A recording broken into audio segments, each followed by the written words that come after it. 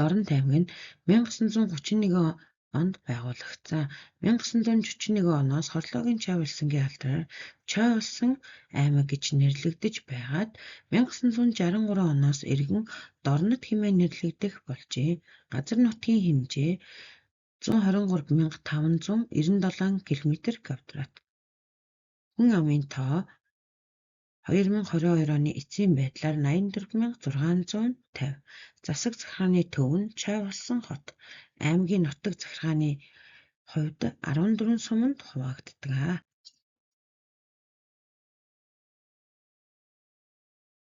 Түүхэн дурсгалт газрууд. Дорн таймгийн халах гол сумын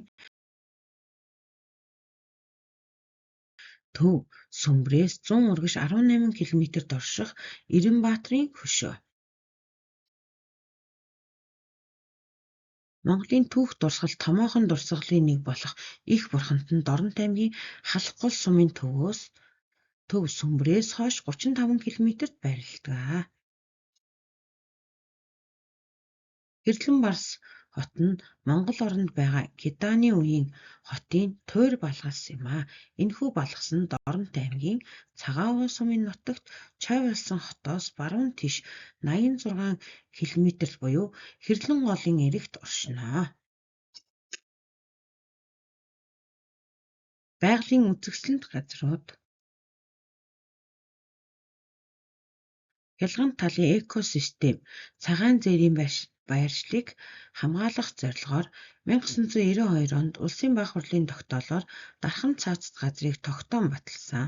Матад халах гол Сүхбаатар аймгийн Эрдэнэ цагаан сумын нутгийн 570.3 мянган га газрыг хамардаг.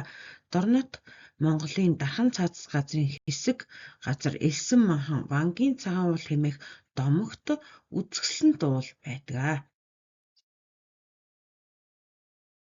Дорнод аймгийн Баян сумын нутагт Онон голын савд орших Зүрхэн арал хэмээх өвөрмөц тогтоц бүхий газраа.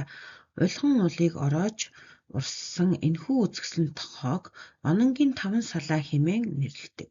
Их мөрний салаасан хэсэг нь дундаа зүрхэн хэлбэртэй арал үүсгэсэн нь хүн бүхний нүд сэтгэлийг булаадаг юм.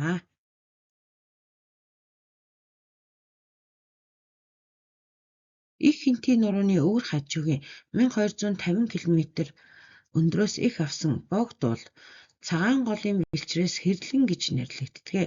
Хэрлэн голын урт нь 1264 км бөгөөд хоёр голын бэлчрээс улсын хил хүртэл 1090 км үргэлжилдэг.